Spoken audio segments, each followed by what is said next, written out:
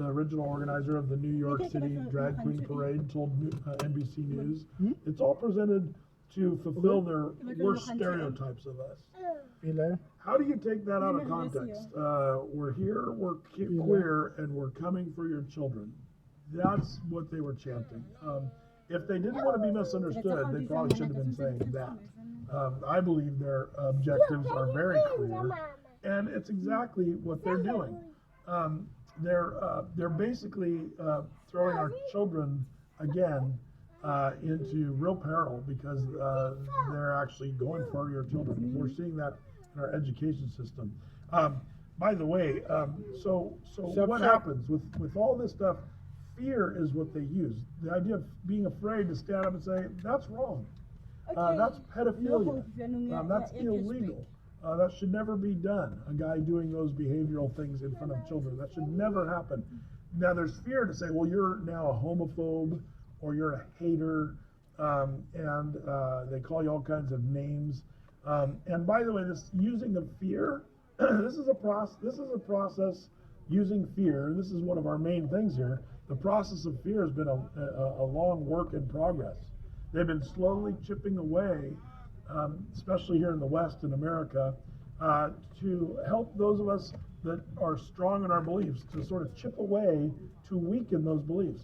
And I think we saw that perhaps in a real profound way during the whole COVID deal.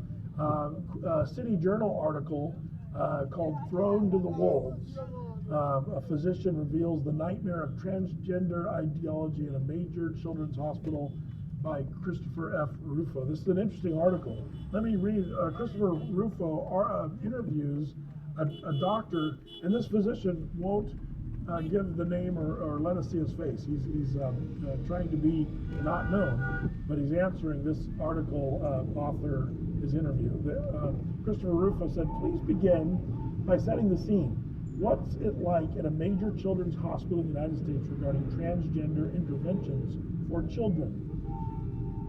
And the physician answered, "I think the best way to answer that question is to talk about the cultural shift that happened in 2020, because transgender ideology and COVID are inextricably linked. Normally, doctors operate by the authority of the professional societies that govern our specific practice.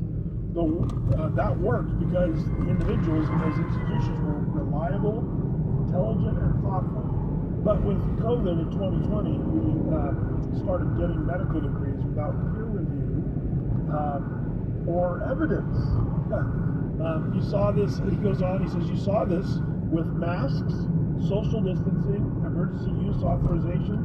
These decrees were expressed as something that everyone had to do without justification based on sound science. The other thing was also censorship.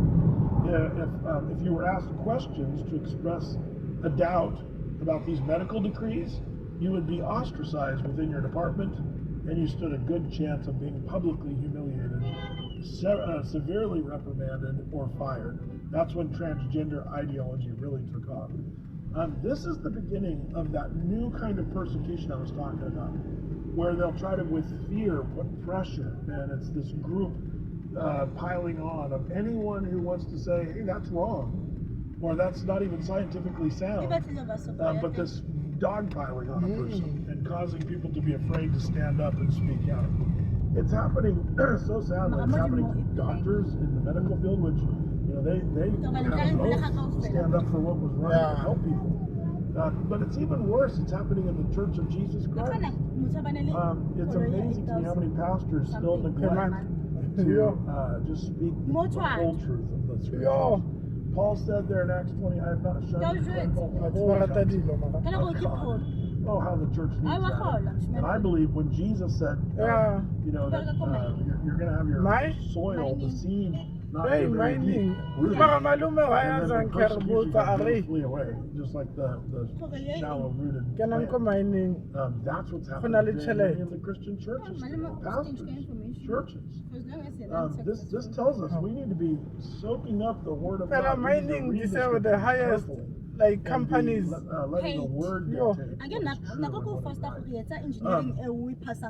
Speaking of transgenderism and fear, This is happening in a radical level in California. California Globe article under new California parents would be charged with child abuse for not affirming transgenderism. This is a video under California's AB 957. A parent could lose custody of their children for not affirming whatever their child believes about their gender. This is where one of the officials there in California tries to defend this bill. Let's roll that. So this particular bill adds the very important factor that affirming a child's gender identity is in their business, which is what your question is about. Why does it actually say that in an affirmative way? And it really is because if you have a 7-year-old who's talking about having a potential to say, being able to articulate that they believe that they are not the same gender as they are biologically, then it should be affirmed, and through care, it should be determined. And that's what we did with our own child. And that would give the ability for a parent who wasn't sure to affirm and give their child the care that they need to make that, so they can begin to articulate that determination. But by saying and rejecting it in wholesale, then you're essentially rejecting your child. And that is not in the best interest of a child.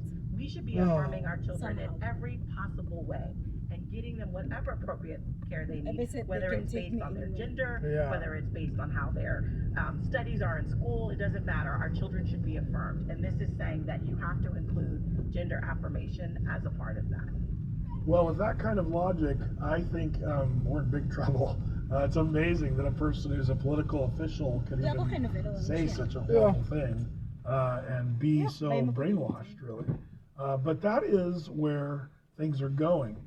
And if you're one who says what that woman just said is ridiculous, you're a hater, you're a homophobe, you're a bigot, you're fill in the blanks. And your social score is going to go down, which is going to affect your ability to buy and sell.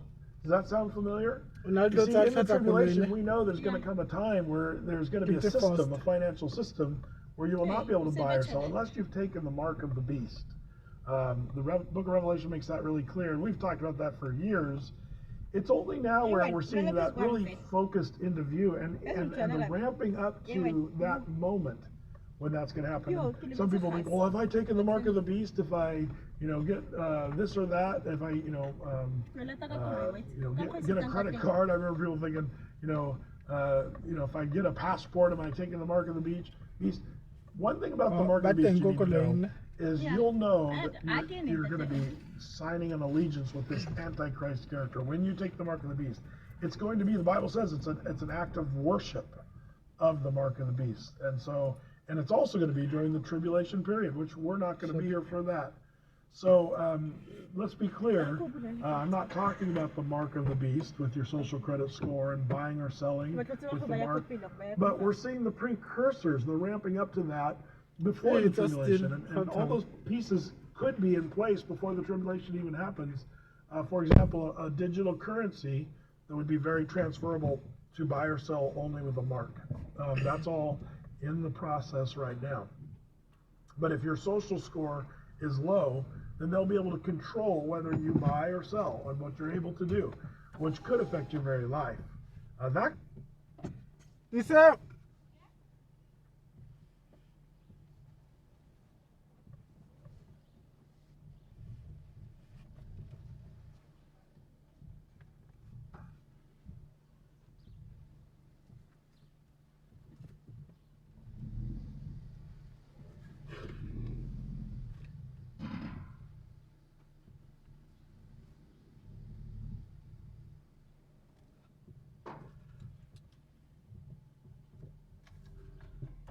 Actually,